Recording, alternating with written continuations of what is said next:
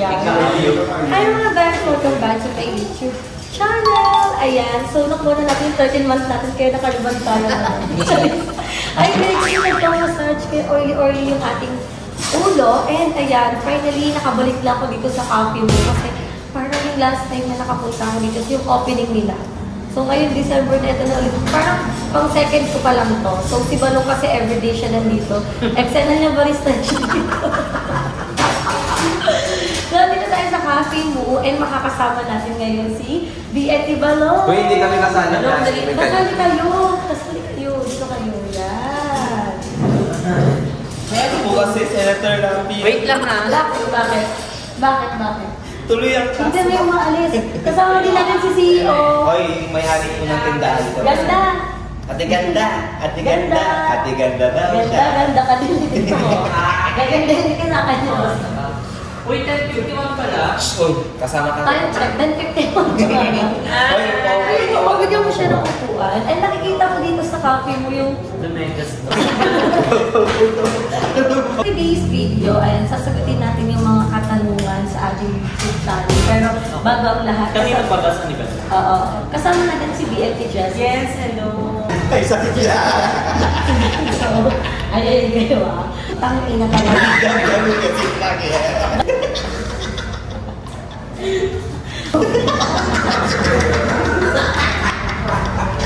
Benma! Ayusin niya na rin. Matatapos ka talaga siya.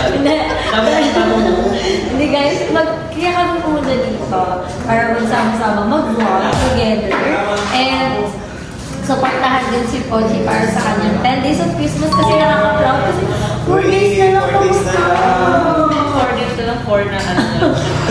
Makakaraw. 4 episode na guys. Abangan niyo. Oo.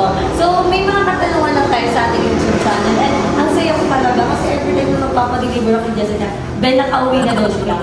Ilagay na nga ako sa Food Panda. Hindi kasi ano, Gagad pa uwi na kami. hindi ko natikman ko kasi siya. Tingnan mo, hindi ako nagbago ng flavor. Yun talaga yung ano. Kasi nagustuhan ko talaga siya. And happy ako sa sobrang dami nilang mga pastries dito. And syempre hindi mawawala ang ating Ruffles na biscuit flavor. Ayan. Meron din sila dito. Blueberry. Bluefin. Blueberry. Blueberry. Bluefin. Blueberry to na. Bluefin. And meron tayong blueberry muffin. Tapos meron din tayong Matcha.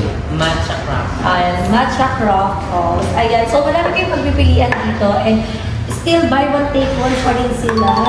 Yes. Sa And hanggang 199 unlimited sa mix. hindi ko siya. Yes. Kabila yun. So, marami na kayong pagpipilian dito. And nakakatuwa lang kasi marami silang Yes. holiday na offer. Double pay yan. At yan ang Christmas okay. Ala, sabaw. Hindi, meron silang may mga... So maraming mga i-offer ang cafe mo. So kaya mag-visit na kayo dito sa cafe mo. Ayan, tabi lang po siya ng JT Samgyeopsal Tanza Branch. Yes. Located niya sa Tanzada ang Amaya 1. Along Yes, as blue. Amayo. ano ka, basta tapat lang po kami ng Family Clinic. Tanza Family Clinic at malapit lang kami sa Evans. Pwede niyo i-google ang JT Samgyeopsal o kaya ang cafe. Makikita niyo siya. Kasi kitang-kita na talaga family siya. And happy ako, sana talaga massage na yung next na i-open nila. Hindi pa. Farm pa. Farm At laki niya, probinsya na si Jessica. Ikaw, probinsya na. Pinalo ko yung ano ko ah. Okay na. Pinalo ko yung bukid ko.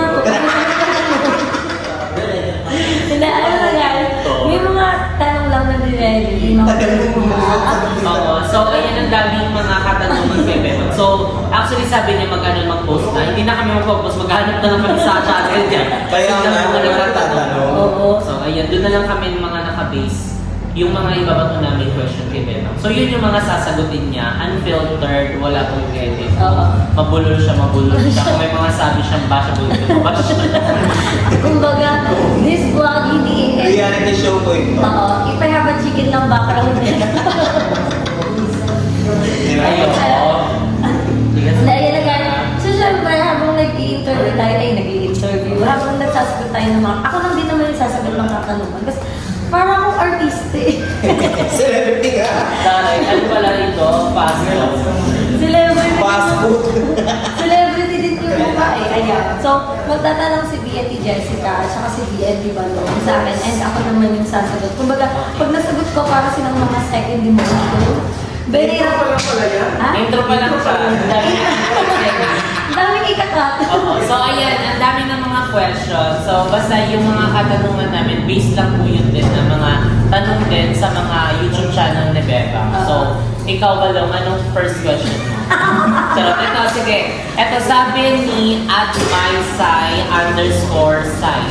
Comment to sa iyong magkano yung nagastos ng bahay. Sabi niya, I thought mga kapatid nyo na po ba alam mag-ayos sa room nila. Eh, ba't kasama pa din po sa goal na ayusin? Confused na po. Hindi, syempre kasi yung hindi ko kasi talaga natapos yung pintura ng kwarto nila. Kumbaga nung after blessing, natambakan na siya ng gamit and hindi ko na siya naasikaso. Until now, wala naman akong update talaga sa bahay. So, sabi ko sa kanila, tatapusin ko lang yung pintura na hindi ko pa nga natapos yung pagkabit ng linoleum doon. Kasi nagkulang siya. Siguro mga 2 yarda yung kulang. And hindi ko pa siya mapunag kasi sobrang hectic ng isip ko dahil Grabe siyang gawing artista tapos very naman talaga siya kayo sa pelikula. Ay, hindi. Busy talaga sa work, as in. Kaya, sabi ko nga, dati na pagsasabay ko naman ng vlog tour, pero kasi December ngayon, sobrang daming tao. Tapos, nagkasakit pa ang A-abab. Huwag na lang. Diba? Kaya pag sabi ni Aki sabi ni Aki sa Toro 7, pansin ko lang madalas bunga mo ay pagod at sobrang pagod. Bakit? Eh, pagod na pagod talaga. Mukha pa rin. May talaga ako hindi nakakapagod. Hindi, wala tayong choice. Kasi syempre yung mga pinagpagura natin, magiging maganda din naman yung kakalabasan niya. Diba? Syempre, hindi ko naman talaga alam mo yun, hindi ko ma-stay yung makeup ko na full glam. Pagka-duty ko, hindi ko talaga siya kaya kasi syempre, nag-aasikaso ka ng mga customer. Hindi tayo si Heart. Oo. May glam tea. Yes, hindi naman ako ay, haggard na ako. Ay, hindi naman. Nakakapagod talaga. Lagi kong sinasabi sa iyo yung pagod. Pero kasi nagkakaroon din ako ng realization na yung pagod ko, nagkakaroon siya ng magandang buhay. Parang may magandang output talaga. Kasi minsan kasi mahirap din na pinipilit mo yung sarili mo na, ay, hindi ako pagod, okay lang ako. Mas nakaka-drain siya. Mas okay na nilalabas mo na pagod talaga ako. And Talaga yung totoo na lang. once sinabi kong pagod talaga ako, and kailangan ko ng pahinga magpapahinga talaga ako. Kasi hindi niya ako masisisi dahil nakafocus talaga ako sa work talaga. Kahit anong sabihin, dapat magpahinga ako. Siyempre ako, marami na nga nagsasabi na wala kang experience sa pagiging manager. Siyempre ayoko yun magdikta. Kumbaga ayoko maging tama yung mga sinasabi nila against sa akin. Kaya sabi nila, huwag ako magpa-apekto. Kaya sabi ko sa rin, okay lang yun, makikita din nila yung mga tao talaga. And nakakapagod mag-work, pero at least may maganda kang, alam mo yun, may maganda kang future, may pambayad ka ng bills, di ba? Tsaka wala namang perfectong tao, lahat naman kasi lukutungan yun, even sa work. Diba? Kaya minsan may tatanong ako, ba't ka manager? Kasi mas maganda din na mag-start din sa and yes, para at least parang pagdating sa boss, at masabi din siya. Okay, next question. Sabi ni Attag mo mama mo, base sa channel niya, kasi pag pinindot makikita yung mga comment. Puro hate comment siya. So, siyang basher. So, sabi niya, parang ewan na magsalita si Beba. Parang ang arte mo na daw magsalita. Siguro dahil sa tono ng boses ko, lalo na pag masakit yung lalamunan ko. Minsan nakikita ko din naman na ma-arte talaga ako magsalita. Lalo kapag sa art. Sobra. May pandesal na naiwan sa bungan niyo. Hindi guys, bulon. Hindi ba sa ano yan? Hindi. Tawag dito, bulon talaga ako sa art tsaka sa ed. Pero pamilya ba yun sa? Oo. Marami nilo. Kapi mo. Ay, minsan nakikita ko din naman talaga yung sarili ko na ma-arte magsalita. Pero minsan, totoo talaga, yun talaga yung totoong ako.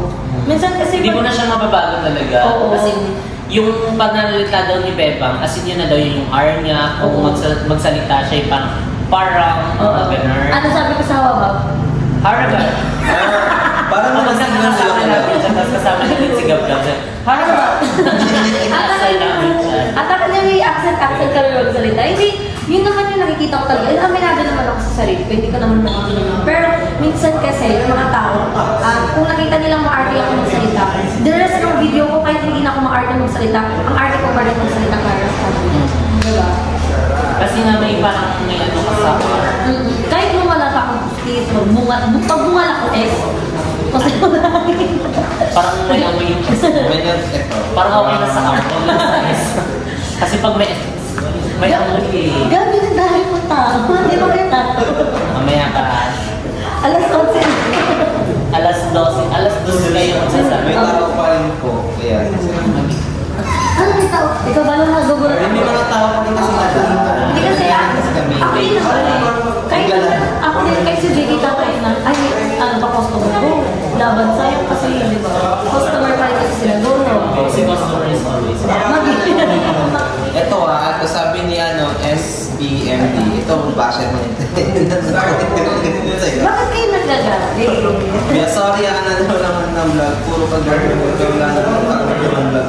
Bigyan mo namin ng context yung konting substance. Bigyan mo namin ng Patingin ka sila. galit siya na. Galit siya. Chari. Hindi, minsan naman kasi guys, totoo naman to, kahit naman sila sa akin.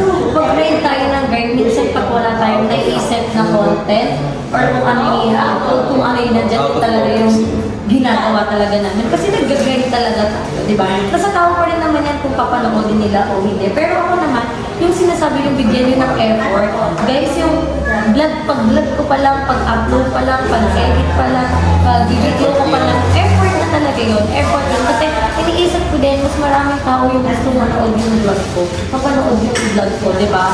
So parang ako, totoo naman, kahit sino mga content creator, syempre, nakaka-drain naman talaga pag everyday upload. Aminin.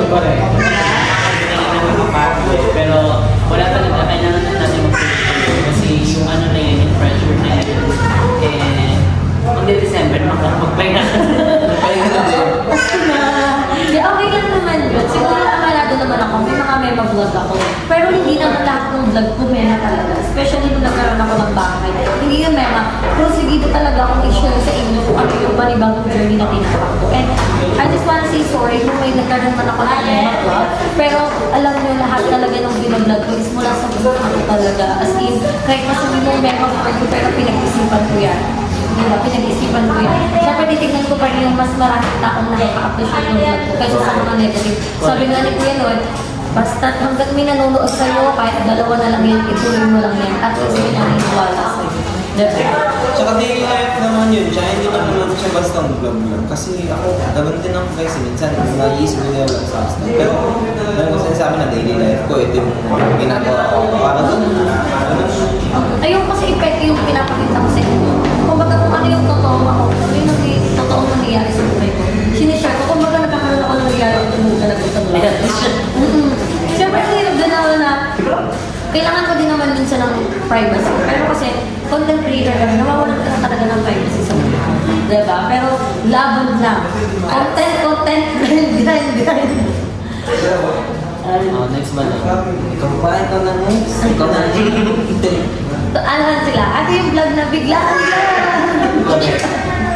Kasi mag-vlog talaga kami. And may mga kanya-kanya kami content na gagawin. At ako na gagawin namin vlog is Q&A talaga. Pero kahit daw mabago, reading hate comment, reading hate bashing comments towards me. Or kahit reading comment na lang. Okay, next question.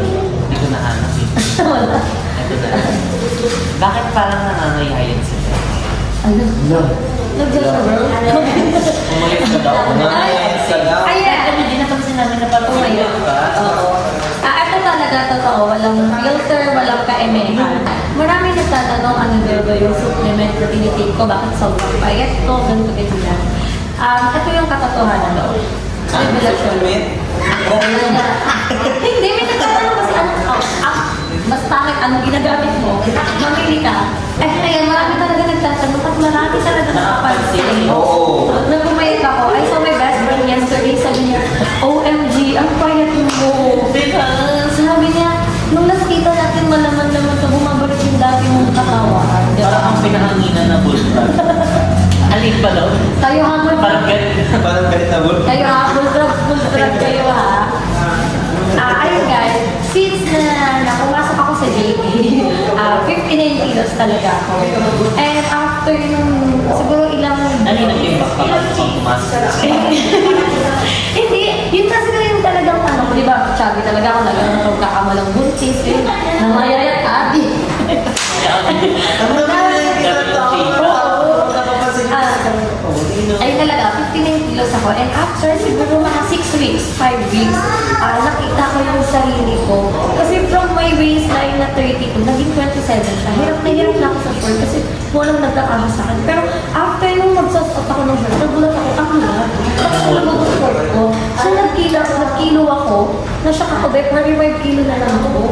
So parang, ang laking gulat ko na ganun kalaki yung pinayag ko. Pero ang totoo talaga yan, is nag-focus talaga ako sa as in, kung makikita nyo, dami na nagko-comment, bakit di ka nag-video? Bakit ganito? As in, focus talaga ako sa JK. Hindi para, takot kasi totoo.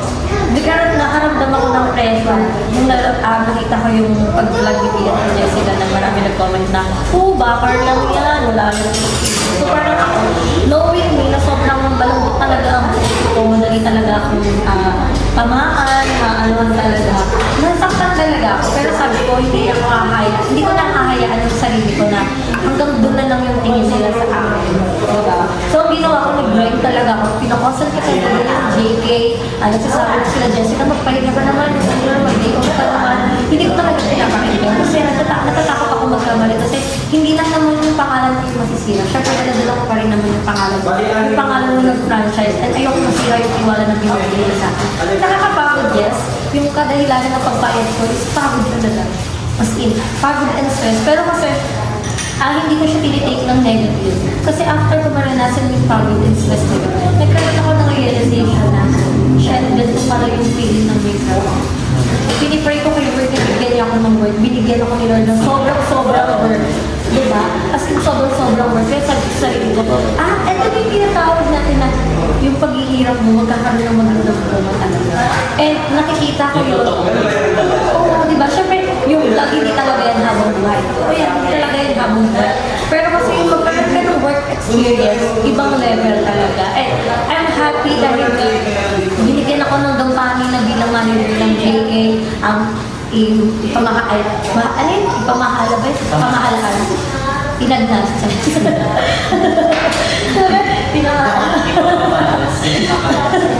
Ayun. Ayun. Yes. Para ipakita mo, sino talaga ako. Yung skills na meron ako, pinakita ko talaga sa kanila. As in, todo yung pati pato, pati palang glow. Sa akin susi, hindi mo lang. As in, ganun talaga. And sabi ko sa sarili ko, kaya kong bumawi sa sarili ko pag nagamay ko na siya. Siya, ganun. At saka kami kasi, sinasabi namin kasi kay Beba na huwag niyang masyado hindi yung mga negative na nag-comment. Ay mag-focus lang siya kasi wala naman siya dapat patunayan sa mga tao. Basta talaga, alam mo sa sarili mo na ginagawa mo, ginagawa mo yun para sa pamilya, hindi para sa kanila, na kaya ka mapatunayan na ganito ako kailangan, kaya ko yung binigay na trabaho sa akin. So, ayun, kaya siguro na parang doon accept yung isip mo na mag-record sa kanila. So, huwag mong i-judge yung sarili. Bawal yun. Hindi na ako na-pressure. Kasi kahit pakawakan mo ko ng kaya ko dyan. Nakita namin ano din, ang dami niya rin talagang mga nalalaman. Masyado, may papakumpa ka na tao. Hindi, happy ako kasi sa lahat ng experience ko, binigyan ako ni Lord ng magandang experience ako. As in, sobrang naging maganda yung flow, yung day, yung journey ko dun sa JK. Ang galing na, sobrang grateful talaga ako na binigyan ako ng pagkakataon na hawakan yung isang version ng JK talaga. Eh, happy ako. Eh, yung pagpapapayag na yan, yung pagbiglang na yan, totoo, health is wealth talaga. Pero huwag kayong mag-alala kasi hindi ko din naman pinapabayaan yung sarili ko. Yung nag-a-adjust sa just na. Yes. Makakaya niya na. Kasi nga, di ba, sa ilang araw na ilang weeks na rin nagbabantay sa mga tauhan, talaga medyo kahit pa paano is nagiging okay na, nagiging smooth na yung mga pamamalakad sa store, nagiging smooth na yung mga yung facing kung nasa loob ng store. So, kaya medyo kahit pa paano is pwede na niya iwan. Before kasi parang sobrang bago, napakita na nakakasaway. Hindi talaga may iba ng iba. Ngayon kasi medyo napupunod na niya. Ganyan mga tao. Hindi kang makikinig, ginanto ko eh. Hindi, at saka ang maganda doon kasi nakikinig yung tao. Nakikinig yung staff mo, mataas yung respeto sa'yo. And naman, pag nag-business ka, hindi mo naman kagad yung pwedeng iwan talaga. Kailangan mo talaga maging hands-on. Kaya, bilang isang manager, nagpaka-hands-on talaga ako. Parang alam nila yung mga, ano yung mga gagawin. Siyempre may mga tinuro sa training namin, kung ano dapat, na kailangan nilang may i-apply yung business. And happy ako kasi, nakikita ko na effective pala ako manager. Kasi kung hindi ako effective, hindi din ako masusundan. Hindi nila ako susundin at hindi nagiging maayos yung flow. Marami ko din. Diba? Marami kong kayo naman. Oo, pero happy ako kasi syempre, nagagawa lang ko yung trabaho. Kaya, thank you so much, guys. Diba? And happy naman ako. And don't worry, malapit na tayo bumaba ulit. Charis. Wait nyo lang. Kasi sobrang busy. Kasi parang bago pa lang si Bebang sa parang yung experience ako. Kasi ako ganyan din yung umayat ako yun. Ganyan lang sa parang nasanay na lang din yung katawan. Tumambay sa kape mo. Kain ng noodles. Hindi ako ganyan. First time pa lang din kasi niya. Oo, dito nga taba mo din. Kaya na, taba mo dyan. Ikaw ha, mga trauma ko. Manaw na eh.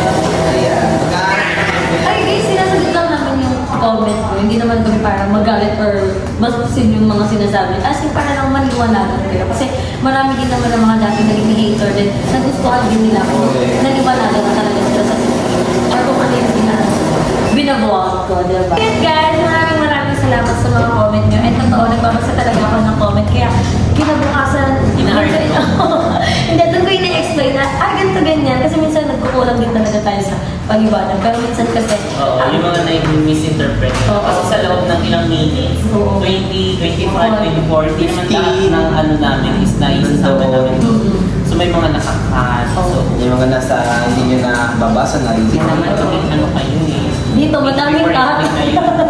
Dito madaming mga cut.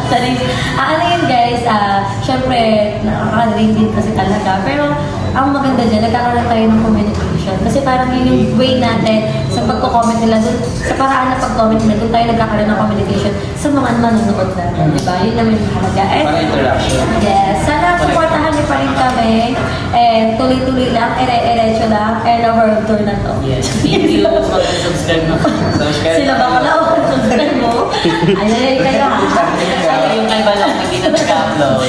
Si Balong yung opening November 15, December 9 upload. Okay nyo ha.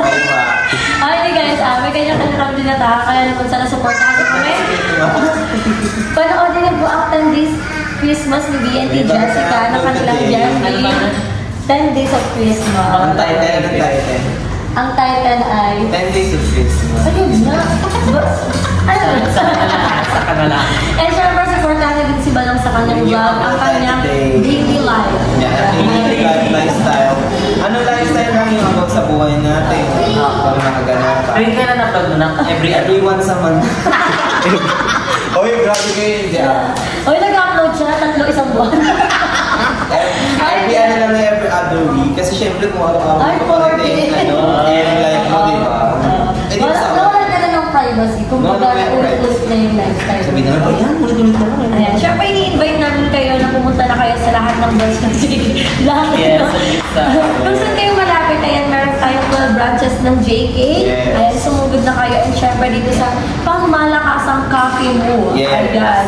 So, hindi kayo magsisisi sa mga bibili nyo dahil sulit na sulit ang ibabayad nyo. Kaya naman, punta dito. Kaya na. So, kung kinakain mo na mag-subscribe sa YouTube channel ni Jessica, Walang may upload ko siya January. next year na po na mag-upload. May upload din si Balong at si Jacob. I-congrats natin kasi Mag-reopen after ng pagka-busy niya sa mga racket na. Tapos na rin. So, dito ko na natapos ang ating vlog. Bye!